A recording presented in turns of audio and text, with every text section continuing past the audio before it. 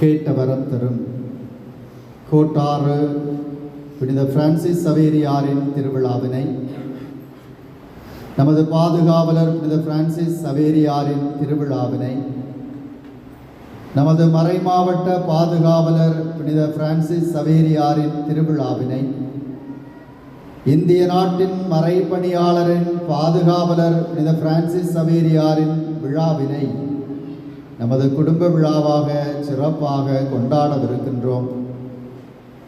நமது பாதுகாவலரின் பெருவிழாவானது 24/1/2025 திங்கட்கிழமை ஆரம்பமாகி 3/12/2025 புதன்கிழமை நிறைவு பெறும் என்பதை நமது திருவிழா பறையாக அறிவிக்கப்படுகிறது.